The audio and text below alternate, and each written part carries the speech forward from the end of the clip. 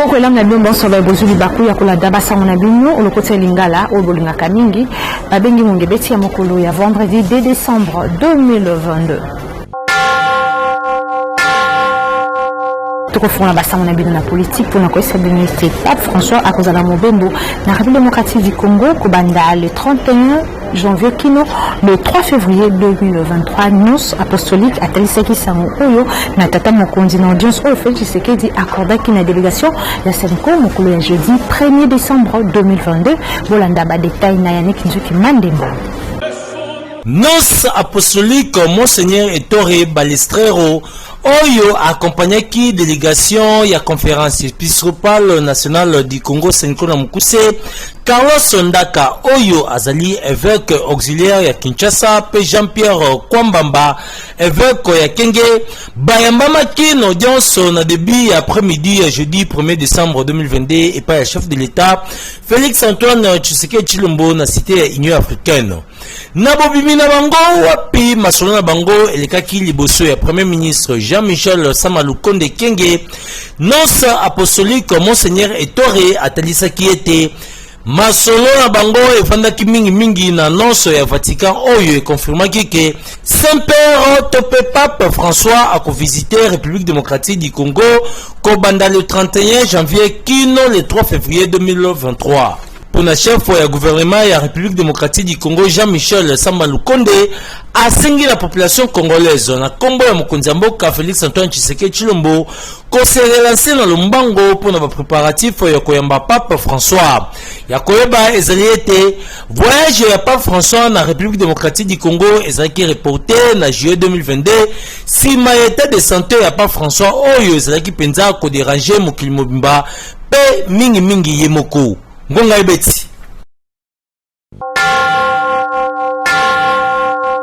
bakangi ba fraudeur na ba pour parler na Nairobi tozomi bongo na Kenya yango pesi pasi pona kokoba na masolo mokolo ya jeudi 1er décembre 2022 bolanda ba détail na Purus Pembele. Administrativement, nous avons découvert qu'il y a des gens qui se sont glissés dans l'accréditation pendant qu'il n'était pas dans la liste première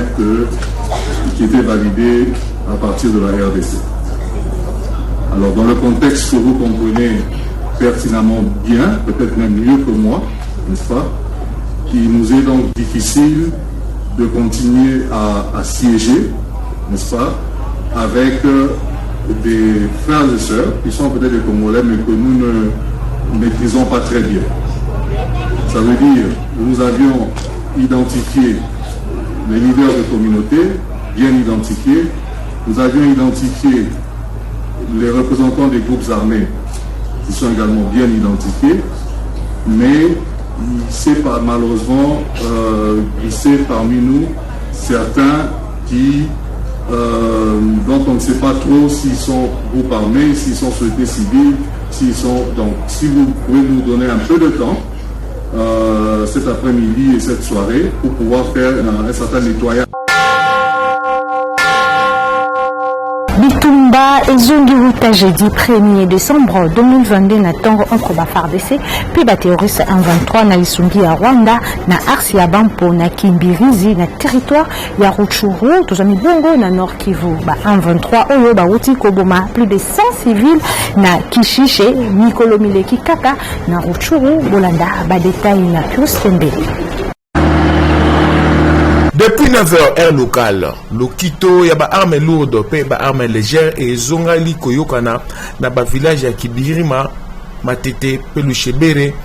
na territoire ya Rutshuru na Nord Kivu, mokolo ya jeudi 1er décembre 2022. Selon ba source administrative na Kibirizi, ba troupes armées mususu oyo ba utaki bongo Masisi, Rutshuru, pe Walikale, ba koti bitumba yango. Yango e provokaki panique makasi na Kiribizi. Mboka oyo e uti bongo koyamba bato ebele kokima bitumba na Bambo pe na Tongo. Basusu ba kimi vers Kishanga na territoire ya Masisi. Fonctionnaire délégué à gouverneur sur place na Kibirizi azali kobanga ete ba rebelle ya M23 oyo bakata nzela oyo ezali entre Ruidi Kibirizi pe Nyanzale. Esengeli koyeba ete ba M23 oyo batikaki bongo localité ya Kishishe mikolo mileki mpona kokima lokito ya bafardc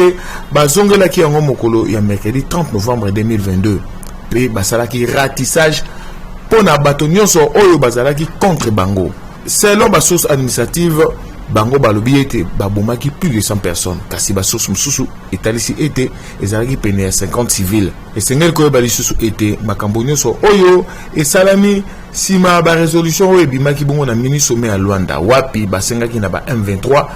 batika minduku mpe batika bongo koatake baposition ya ba FARDC kasi emonani ete ndenge kaka balobaki likambo oyo econcerne bango te bazongeli na bango mandoki. Ngonga ebeti kolandisama na bozongi bituma na territoire ya Rutshuru entre ba FARDC et ba terroriste 123 na soutien ya Rwanda mokolo ya jeudi 1er décembre 2022 nde mapinga ya FARDC basalaki communiqué pour na kotaisa ete ba 123 batosite mai malubomaki na mini sommet oyo esamaki bongo na Luanda bolanda détail na Pius Pembele de la République démocratique du Congo porte à la connaissance. École Congo démocratique ezali koyebisa na opinion tant nationale qu'internationale ete na tango oyo bango bazali bongo kotosa maima bimaki na mini sommet ya Luanda le 24 novembre 2022 eleki Prise au mini sommet de Luanda du 23 novembre 2022, l'armée rwandaise armée ya ekolo Rwanda pe bana bitinda na ye baterroriste ya M23 bauti bongo koatake mokolo ya jeudi 1er décembre 2022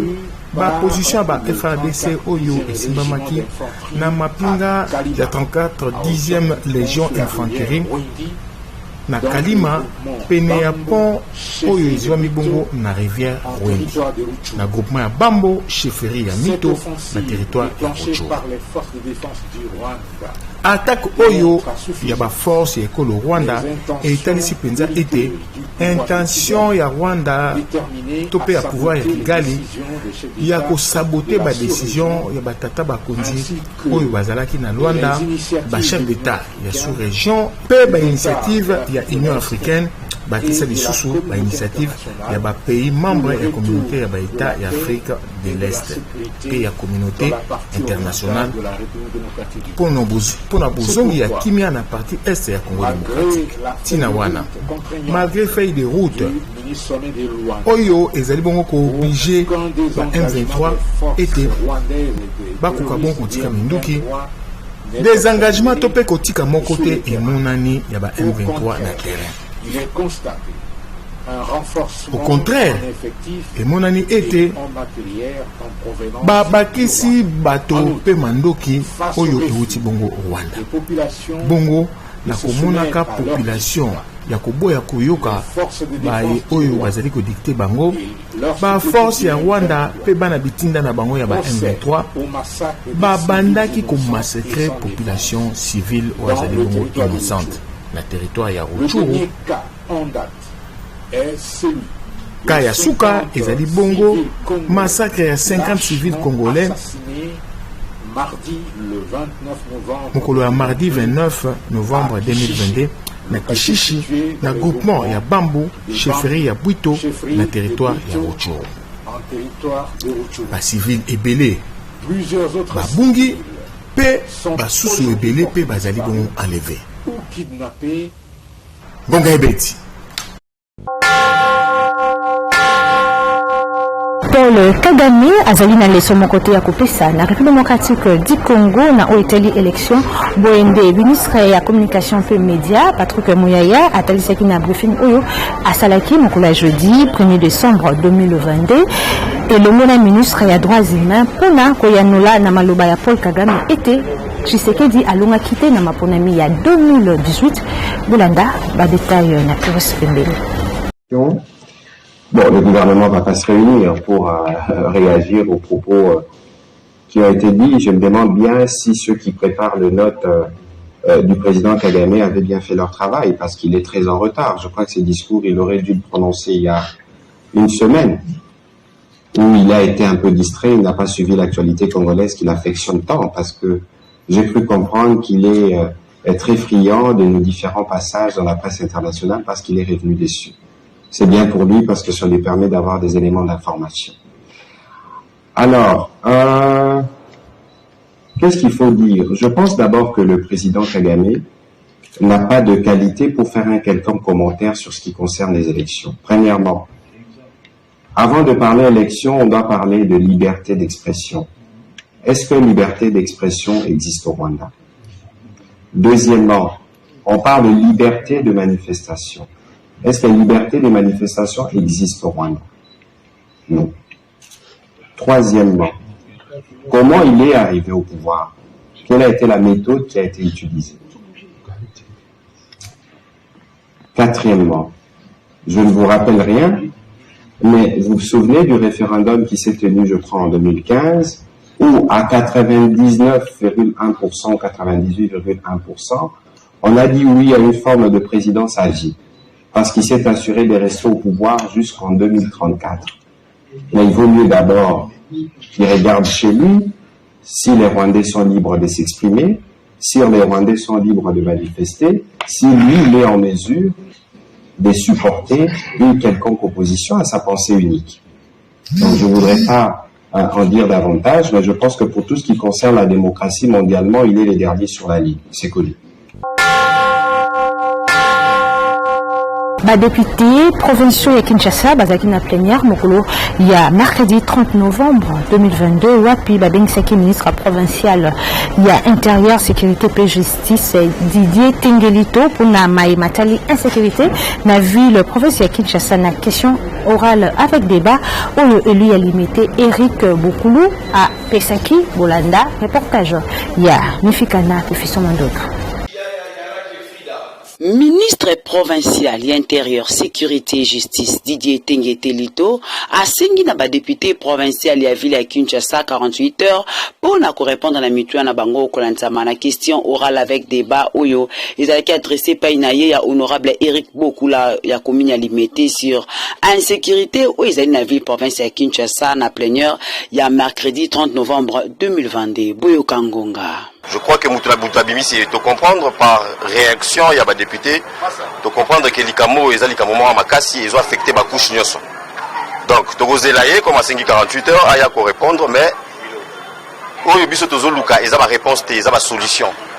Répondre, on peut bien nous répondre, on va remettre le français belé, mais en même temps, que nous négocions la tête. Donc, Biso Tozo Zelakebaya, dans ma réponse concrète, Baïb Sabiso Oyo Bagosala, et dans combien de temps? Oh, Baïb Sabiso Oyo Basala. Parce que Toyoki que 3 milliards et bimarakuna pour la sécurité. Papé ça on a ni biso to solo na ba police na autorité police. Balobi qui bazouara $15,000 par mois et 15,000 à souka bazoua ça fait 8 mois bazoua en côté. Siko oyo wana bazoloba et qui na wapi solution il faut procédure on a même yango faut pas ezala ndenge ezala question et que procédure parlementaire ce n'est pas yango ne ba congolais ba kinois bazoluka. Bazana pour sa solution pour aussi les alikambo ya kuluna. Ndeko maki tango ba député ya Kinshasa ba kobaki na plénière na koluka ko créer commission ya droit de l'homme kasi na kotala kandenge insécurité ezali na Kinshasa na société ba député so ba kota likambo yango nde rapporteur ya vie province ya Kinshasa élu ya commune ya Kimbanteke Junior Nembalemba a senga ki motion na ko proposer na plénière été ba créer commission yango et comment c'est commission sécurité et droit de l'homme pays yango ezalaki adopté boyoka ndenge abeti ngonga. Alors je ne sais pas monsieur le ministre en votre qualité de ministre de justice si c'est vous vos services ou encore le commandant du district ou des communes qui a instauré cette nouvelle infraction qui s'appelle couple. C'est-à-dire moi dans mon bal à partir de 17h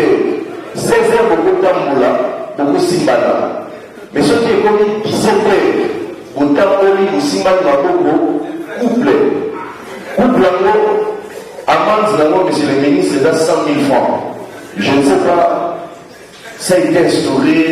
la défenini la poulini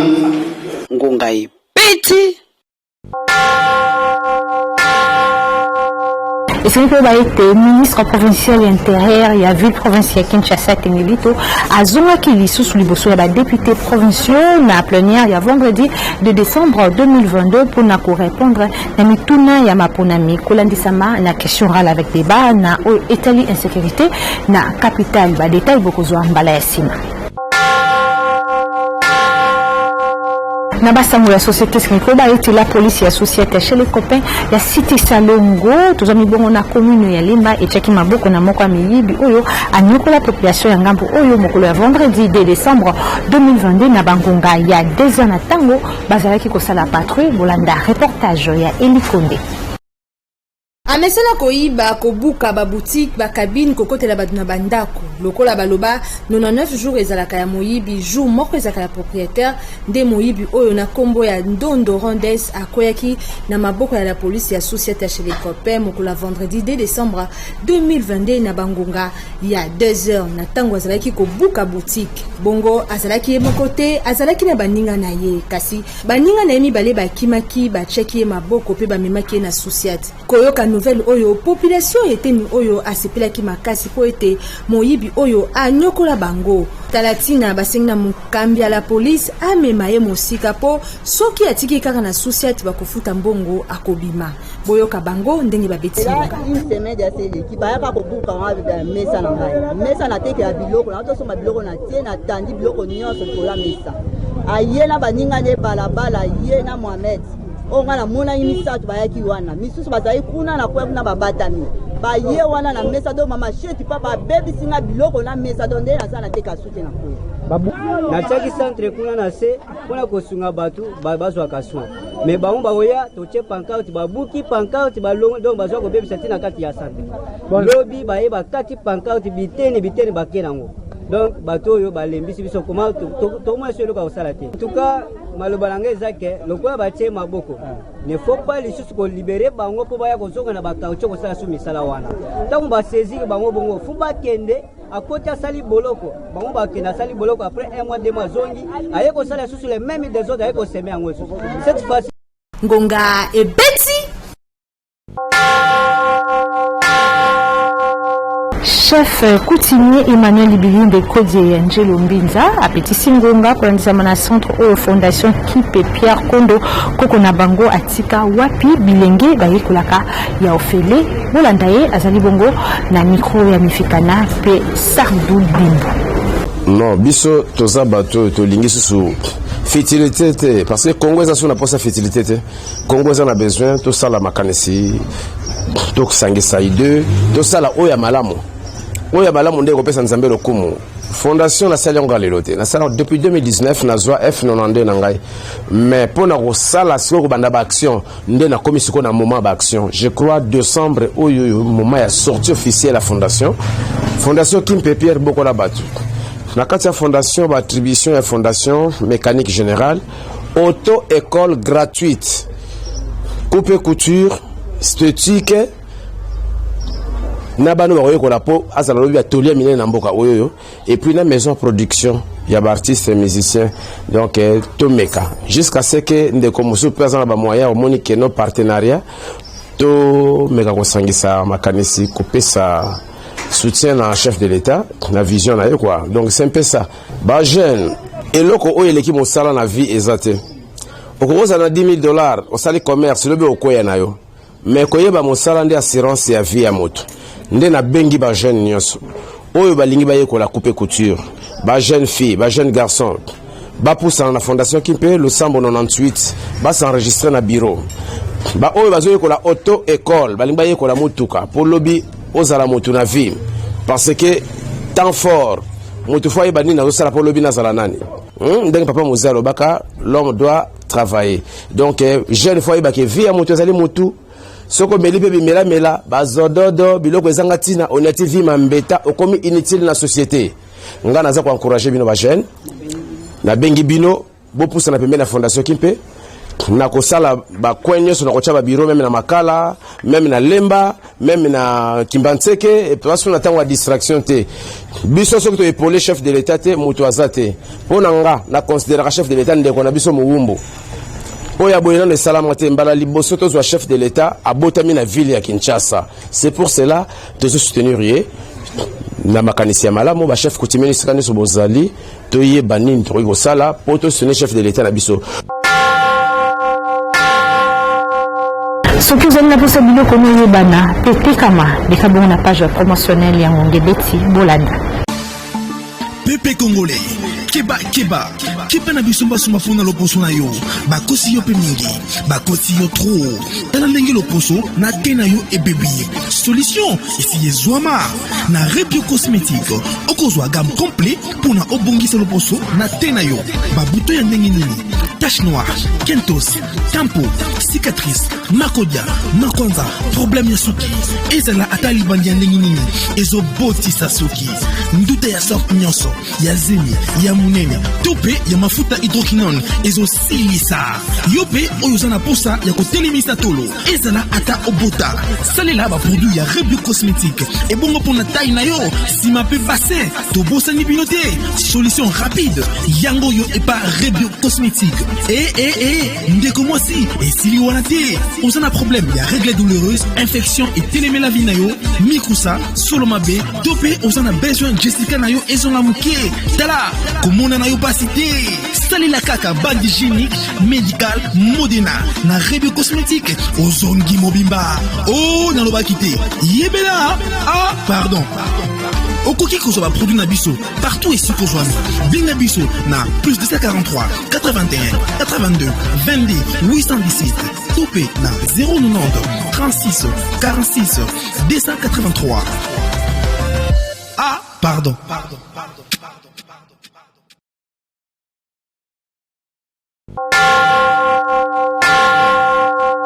Na basango ndenge azulingisa kokabwana bino soki posepeleka mosala malamu oyo bopesa merci na Patrick Lusala mwana mobalo asimbaki bilili po bima kitoko boye asimbaki longo na réalisation montage tomonaki bongo Alabamba pe Christian Makutu édition ezalaki bongo ya Purus Pembele régie finale ezalaki ya Serge Kwelo ngana bino tokutani mikolo mizali koya soki nzambe apesi biso so sauver tikete kimi akolezala oma botama bino.